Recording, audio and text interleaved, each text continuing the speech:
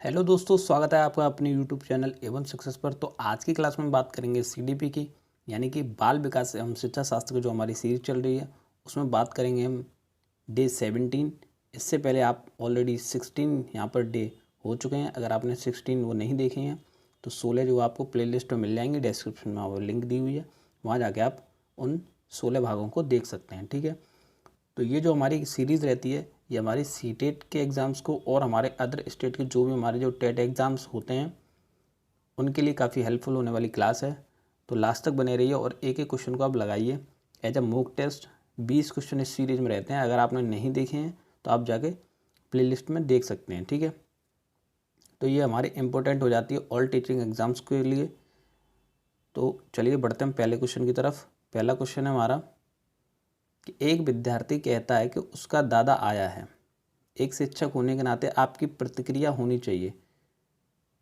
एक शिक्षार्थी कहता है कि उसका दादा आया है। एक शिक्षक होने के नाते आपकी प्रतिक्रिया होनी चाहिए, यानी कि एक शिक्षक होने के नाते आपका क्या रिएक्शन होना चाहिए वो आपको बताना है। तो ऑप्शन ए है दादा आया है की जगह पर दादाजी आए हैं कहना चाहिए। ऑप्शन बी है आप अपनी भाषा पर ध्यान दीजिए। ऑप्शन सी है अच्छा उसके दादाजी आए हैं। ऑप्शन डी है बच्चे आप सही वाक्य नहीं बोल रहे हैं। तो इस प्रश्न का जो राइट आंसर हो जाएगा वो ऑप्शन सी हो जाएगा, अच्छा उसके दादाजी आए हैं। ठीक है, तो सी इस प्रश्न का राइट आंसर हो जाएगा। और आपने इस क्वेश्चन का क्या आंसर लगाया था वो भी आप कमेंट में बता देंगे कि आपने इस क्वेश्चन का क्या आंसर लगाया था।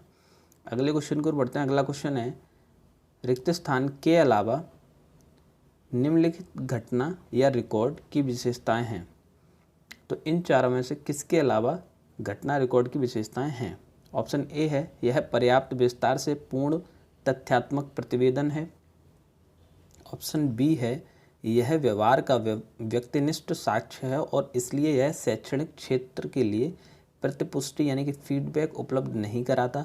ऑप्शन सी है यह घटनाओं का सही वर्णन है। और ऑप्शन डी है यह बच्चे के व्यक्तिगत विकास तथा अथवा सामाजिक अंतःक्रियाओं को वर्णित करता है। तो इस प्रश्न का जो राइट आंसर है वो ऑप्शन बी हो जाएगा कि यह व्यवहार का व्यक्तिनिष्ठ साक्ष्य और इसलिए यह शैक्षणिक क्षेत्र के लिए प्रतिपुष्टि उपलब्ध नहीं कराता। तो सी इस क्वेश्चन का राइट आंसर हो जाएगा। अगले क्वेश्चन की ओर बढ़ते हैं। अगला क्वेश्चन है हमारा संकल्पनाओं की व्यवस्थित प्रस्तुति यानी कि सिस्टमेटिक प्रेजेंटेशन ऑफ कॉन्सेप्ट्स विकास के निम्नलिखित किन सिद्धांतों के साथ संबंधित हो सकती हैं। ऑप्शन ए है विकास के परिणाम स्वरूप वृद्धि होती है। ऑप्शन बी है विकास विषम जातीयता से स्वायत्तता की ओर अग्रसर होता है। ऑप्शन सी है विद्यार्थी विभिन्न दरों पर विकसित होते हैं। और ऑप्शन डी है विकास सापेक्ष रूप से क्रमिक होता है। तो इस प्रश्न का जो राइट आंसर हो जाएगा वो ऑप्शन डी हो जाएगा, विकास सापेक्ष रूप से क्रमिक होता है। तो डी इस क्वेश्चन का राइट आंसर हो जाएगा। और आपने इस क्वेश्चन का क्या आंसर लगाया था वो भी आप कमेंट में बताएंगे कि आपने इस क्वेश्चन का क्या आंसर लगाया था।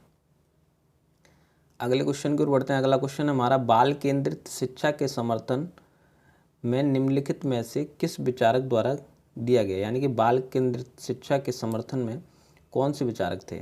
ऑप्शन ए है एरिक एरिक्सन। ऑप्शन बी है चार्ल्स डार्विन। ऑप्शन सी है बी एफ स्किनर। और ऑप्शन डी है जॉन ड्यूबी। तो इस प्रश्न का जो राइट आंसर हो जाएगा वो ऑप्शन डी हो जाएगा। ऑप्शन डी इस क्वेश्चन का राइट आंसर हो जाएगा, जॉन ड्यूबी। ठीक है, तो डी हमारा इस क्वेश्चन का सही उत्तर हो जाएगा। अगले क्वेश्चन की ओर बढ़ते हैं। अगला क्वेश्चन है एकल अभिभावक यानी कि सिंगल पेरेंट वाले बच्चों को पढ़ाते समय शिक्षक को ऑप्शन ए है स्थिर और एक रूप वातावरण उपलब्ध कराना चाहिए। ऑप्शन बी है इस तथ्य को अनदेखा करना चाहिए और ऐसे बच्चे के साथ अन्य बच्चों के समान व्यवहार करना चाहिए। ऑप्शन सी है इस प्रकार के बच्चे के साथ भिन्न प्रकार से व्यवहार करना चाहिए। और ऑप्शन डी है ऐसे बच्चों को कम गृह कार्य यानी कि होमवर्क की बात कर रहे हैं देना चाहिए। तो कम होमवर्क देना चाहिए, क्या ये सही आंसर होगा। तो इस क्वेश्चन का जो राइट आंसर हो जाएगा वो ऑप्शन बी हो जाएगा कि इस तथ्य को अनदेखा करना चाहिए और ऐसे बच्चे के साथ अन्य बच्चों के समान व्यवहार करना चाहिए। तो बी इस क्वेश्चन का जो है राइट आंसर हो जाएगा। और आपने इस क्वेश्चन का क्या आंसर लगाया था वो भी आप कमेंट में बताएंगे कि आपने इस क्वेश्चन का क्या आंसर लगाया था। अगले क्वेश्चन की ओर बढ़ते हैं। अगला क्वेश्चन है हमारा निम्नलिखित में से कौन सी बहुबुद्धि सिद्धांत यानी कि मल्टीलिंगुअल कॉन्सेप्ट की आलोचना है। तो यहाँ बताना है कि कौन सा जो है बहुबुद्धि सिद्धांत की आलोचना करता है? ऑप्शन ए है बहुबुद्धि केवल प्रतिभाएं हैं जो पूर्ण रूप से बुद्धि में विद्यमान रहती हैं। ऑप्शन बी है बहुबुद्धि शिक्षार्थियों को अपने रुझान यानी कि प्रोस्पेंसिटीज़ को खोजने में मदद उपलब्ध कराती हैं। ऑप्शन सी है यह व्यवहारिक बुद्धि पर आवश्यकता से अधिक बल देती हैं। और ऑप्शन डी है यह आनुभाविक साक्ष्यों यानी कि एम्पेरिकल एविडेंस को बिल्कुल भी समर्थन नहीं दे सकता। तो इस प्रश्न का क्या आंसर हो जाएगा? अगर आलोचना की बात करें तो इस प्रश्न का जो राइट आंसर हो जाएगा ऑप्शन ए हो जाएगा, बहुबुद्धि केवल प्रतिभाएं हैं जो पूर्ण रूप से बुद्धि में विद्यमान रहती हैं। तो ए इस प्रश्न का राइट आंसर हो जाएगा। अगले क्वेश्चन की ओर बढ़ते हैं। अगला क्वेश्चन है, निम्नलिखित में से कौन से युग्म होने की संभावना सबसे कम है? तो सबसे कम संभावना बतानी है, कौन सा होगा इसमें? ऑप्शन ए है बच्चे भाषा के बारे में निश्चित ज्ञान के साथ प्रवेश करते हैं, चॉम्स्की ने कहा है। ऑप्शन बी है भाषा विचार से प्रारंभ में दो भिन्न गतिविधियां हैं, वाइगॉत्स्की ने कहा है। ऑप्शन सी है भाषा विचार पर आधारित है, पियाजे ने कहा है। और ऑप्शन डी है भाषा वातावरण में एक उद्दीपक है, ऐसा BF स्किनर ने कहा है। ठीक है, तो इस प्रश्न का जो राइट आंसर हो जाएगा वो ऑप्शन डी हो जाएगा, भाषा वातावरण में एक उद्दीपक है। ठीक है, तो डी इस क्वेश्चन का क्या हो जाएगा? राइट आंसर हो जाएगा। आपने क्या लगाया था इसका आंसर, वो भी आप एक बार कमेंट में बताएंगे कि आपने इस क्वेश्चन का क्या आंसर लगाया था। अगले क्वेश्चन की ओर बढ़ते हैं। अगला क्वेश्चन है हमारा, सामाजिक भूमिकाओं के कारण सौंपी गई विशिष्टताएं कहलाती हैं। सामाजिक भूमिकाओं के कारण जो विशिष्टताएं सौंपी जाती हैं उनको क्या कहा जाता है? जेंडर भूमिका अभिवृत्ति यानी कि जेंडर रोल एटीट्यूड्स। ठीक है, ऑप्शन बी है जेंडर भूमिका दबाव यानी कि स्ट्रेन। ऑप्शन सी है जेंडर भूमिका रूढ़िबद्धता, स्टीरियोटाइप। ऑप्शन डी है जेंडर भूमिका नैदानिकी यानी कि डायग्नोस्टिसिटी। ठीक है, तो इस प्रश्न का जो राइट आंसर हो जाएगा वो रूढ़िबद्धता हो जाएगा, यानी स्टीरियोटाइप की बात कर रहे हैं। ठीक, तो ऑप्शन सी जो है हमारा इस प्रश्न का राइट आंसर हो जाएगा। और आपने इस क्वेश्चन का क्या आंसर लगाया था वो भी आप कमेंट में बताएंगे कि आपने इस क्वेश्चन का क्या आंसर लगाया था। अगले क्वेश्चन की ओर बढ़ते हैं। अगला क्वेश्चन है, रिक्त स्थान के अतिरिक्त निम्नलिखित सभी सोच सीखने के रूप में आकलन को बढ़ावा देते हैं। ऑप्शन ए शिक्षार्थियों को आंतरिक पृष्ठपोषण यानी कि इंटरनल फीडबैक लेने के लिए कहना। ऑप्शन बी है अवसर पाने हेतु शिक्षार्थियों के लिए एक सुरक्षित वातावरण का निर्माण करना। ऑप्शन सी है पढ़ाए गए विषय पर मनन करने के लिए शिक्षार्थियों को कहना। और ऑप्शन डी है जितनी संभावना हो शिक्षार्थियों को लगातार परीक्षा लेना। तो लगातार परीक्षा लेना ये सही होगा क्या?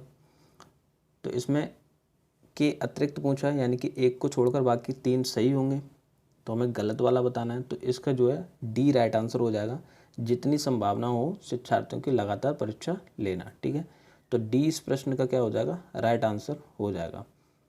अगले क्वेश्चन की ओर बढ़ते हैं। अगला क्वेश्चन है, जब एक बावर्ची खाना पकाते समय खाना को चखता है तो वह रिक्त स्थान के समान है। ऑप्शन ए है सीखने के लिए आकलन। ऑप्शन बी है सीखने का आकलन। ऑप्शन सी है सीखने के रूप में आकलन। और ऑप्शन डी है आकलन और सीखना। तो इस प्रश्न का जो राइट आंसर हो जाएगा वो ऑप्शन ए हो जाएगा, सीखने के लिए आकलन। ठीक है, ए इस क्वेश्चन का राइट आंसर हो जाएगा, सीखने के लिए आकलन कर रहा है। तो ऑप्शन ए इस क्वेश्चन का राइट आंसर हो जाएगा। और आपने इस क्वेश्चन का क्या आंसर लगाया था वो भी आप कमेंट में बताएंगे कि आपने इस क्वेश्चन का क्या आंसर लगाया था। अगले क्वेश्चन की ओर बढ़ते हैं। अगला क्वेश्चन है, अंतःपरक अनुदेशन यानी कि डिफ्रेंशिएटेड इंस्ट्रक्शन है क्या है? ऑप्शन ए शिक्षार्थियों की आवश्यकता को पूरा करने के लिए समूहीकरण के विविध रूपों का प्रयोग करना। ऑप्शन बी है कक्षा में प्रत्येक शिक्षार्थी के लिए कुछ अलग करना। ऑप्शन सी है अव्यवस्थित अथवा स्वच्छंद शिक्षार्थी गतिविधियाँ। ऑप्शन डी है ऐसे समूहों का प्रयोग जो कभी नहीं बदलते। तो इस प्रश्न का जो राइट आंसर हो जाएगा वो ऑप्शन ए हो जाएगा, शिक्षार्थियों की आवश्यकता को पूरा करने के लिए समूहीकरण के विविध रूपों का प्रयोग करना। ठीक है, तो विविध रूपों का प्रयोग करना ये एक पॉजिटिव वर्ड हो जाता है, जिससे क्या क्वेश्चन आसानी से हम आंसर को सिलेक्ट कर सकते हैं। ठीक है, तो ए इस प्रश्न का राइट आंसर हो जाएगा। और आपने इस प्रश्न का क्या आंसर लगाया था वो भी आप कमेंट में बताएंगे। अगले क्वेश्चन की ओर बढ़ते हैं। अगला क्वेश्चन है, व्यक्ति में व्यक्ति में उन मनोशारीरिक अवस्थाओं का गतिशील संगठन जो उसके पर्यावरण के साथ अद्वितीय सामंजस्य निर्धारित करता है कहलाता है। क्या कहलाता है? ऑप्शन ए व्यक्तित्व, ऑप्शन बी है समायोजन, ऑप्शन सी है संवेदना और ऑप्शन डी है चरित्र। तो इस प्रश्न का जो राइट आंसर हो जाएगा वो ऑप्शन ए हो जाएगा, व्यक्तित्व। ठीक है, ये किसने कहा था? ये आलपोर्ट ने कहा था। ठीक है, आलपोर्ट ने कहा था कि व्यक्ति में उन मनोसामाजिक अवस्थाओं को गतिशील संगठन जो उसके पर्यावरण के साथ अद्वितीय सामंजस्य निर्धारित करता है व्यक्तित्व कहलाता है, ऐसा आलपोर्ट ने कहा था। ठीक है, तो ए इस क्वेश्चन का राइट आंसर हो जाएगा। आपने इस क्वेश्चन का क्या आंसर लगाया था वो भी आप कमेंट में बताएंगे कि आपका क्वेश्चन का आंसर सही था या गलत था। ठीक, अगले प्रश्न की ओर बढ़ते हैं। अगला प्रश्न है, दिए गए वाक्य को पूरा करने के लिए निम्नलिखित में से कौन सा युग्म सर्वाधिक उचित विकल्प होगा जब बच्चे उन गतिविधियों में शामिल होते हैं जो रिक्त स्थान होती हैं तब वे जल्दी रिक्त स्थान करते हैं। ठीक है, ऑप्शन ए है कक्षा कक्ष में उपयोगी या विस्मरण, ऑप्शन बी है केवल उनके कक्षा कार्य से संबंधित प्रत्यास्मरण यानी कि रिकॉल की बात कर रहे हैं, ऑप्शन सी है सांस्कृतिक रूप से निष्पक्षीय स्मरण और ऑप्शन डी है वास्तविक जीवन में उपयोगी या सीखा। तो इस प्रश्न का जो राइट आंसर हो जाएगा वो ऑप्शन डी हो जाएगा, वास्तविक जीवन में उपयोगी होते हैं और वे जल्दी सीख जाते हैं, सीखा करते हैं। ठीक है, तो डी इस प्रश्न का जो है राइट आंसर हो जाएगा। अगले प्रश्न की ओर बढ़ते हैं। अगला प्रश्न है हमारा, शिक्षार्थी फैशन शो को देखकर मॉडल्स का अनुकरण करने की कोशिश करते हैं। ठीक, इस प्रकार के अनुकरण को क्या कहा जाता है, कहा जा सकता है? तो क्या कहा जा सकता है? ऑप्शन ए है प्राथमिक अनुकरण यानी कि प्राइमरी स्टिमुलेशन, ऑप्शन बी है गौण अनुकरण सेकेंडरी स्टिमुलेशन, ऑप्शन सी है सामाजिक अधिगम यानी कि सोशल लर्निंग और ऑप्शन डी है सामान्यीकरण यानी कि जनरलाइजेशन। तो इस प्रश्न का जो राइट आंसर हो जाएगा वो सामाजिक अधिगम हो जाएगा यानी कि सोशल लर्निंग, क्योंकि फैशन शो में जो मॉडल्स को देखकर अनुकरण कर रहे हैं तो वो सोशल लर्निंग के अंतर्गत आएगा। तो सी इस प्रश्न का जो है राइट आंसर हो जाएगा। अगले क्वेश्चन की ओर बढ़ते हैं। अगला क्वेश्चन हमारा कि यदि शिक्षार्थी पाठ के दौरान लगातार गलतियां करते हैं तो शिक्षक को क्या करना चाहिए? शिक्षक को ऑप्शन ए है अनुदेशन, इंस्ट्रक्शन कार्य, समय सारणी अथवा बैठने की व्यवस्था में परिवर्तन करनी चाहिए, ऑप्शन बी है पाठ को कुछ समय के लिए छोड़ देना चाहिए और कुछ समय के बाद वापस जाना चाहिए, ऑप्शन सी है गलतियां करने वाले शिक्षार्थियों की पहचान करनी चाहिए और उनके बारे में प्राचार्य से बात करनी चाहिए, ऑप्शन डी है गलतियां करने वाले शिक्षार्थियों को कक्षा कक्ष से बाहर खड़ा कर देना चाहिए। तो क्या करना चाहिए पाठ के दौरान अगर कोई शिक्षार्थी गलतियां लगातार कर रहा है? तो इस प्रश्न का जो राइट आंसर हो जाएगा वो ऑप्शन ए हो जाएगा यानी कि अनुदेशन कार्य, समय सारणी और बैठने की व्यवस्था में परिवर्तन करने चाहिए। तो ए हमारा इस प्रश्न का राइट आंसर हो जाएगा। और आपने इस क्वेश्चन का क्या आंसर लगाया था वो भी आप कमेंट में बताएंगे आपने इस क्वेश्चन का क्या आंसर लगाया था।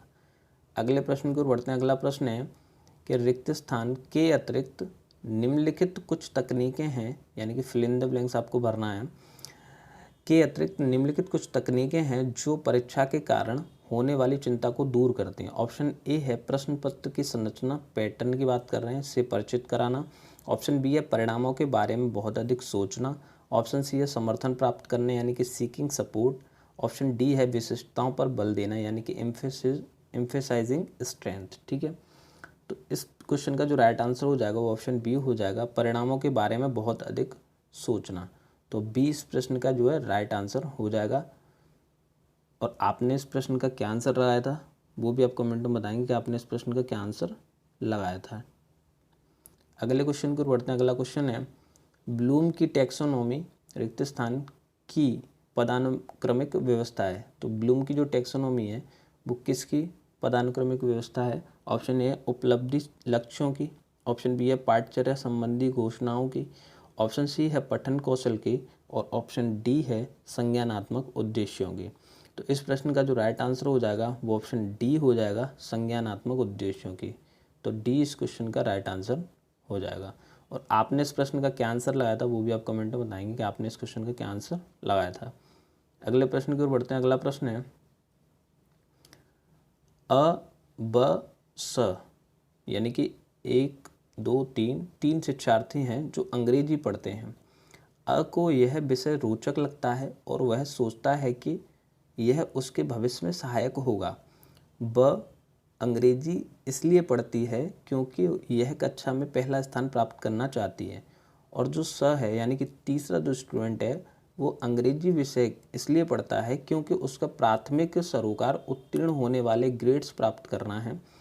तो अब स यानी कि ये 3 शिक्षार्थियों के उद्देश्य क्रमशः क्या हैं? ऑप्शन ए है निपुणता, निष्पादन, निष्पादन उपेक्षा। ऑप्शन बी है निष्पादन, निष्पादन उपेक्षा या निपुणता। ऑप्शन सी है निष्पादन उपेक्षा, निपुणता और निष्पादन। और ऑप्शन डी है निपुणता, निष्पादन उपेक्षा और निष्पादन। तो इस प्रश्न का जो राइट आंसर हो जाएगा वो ऑप्शन ए हो जाएगा।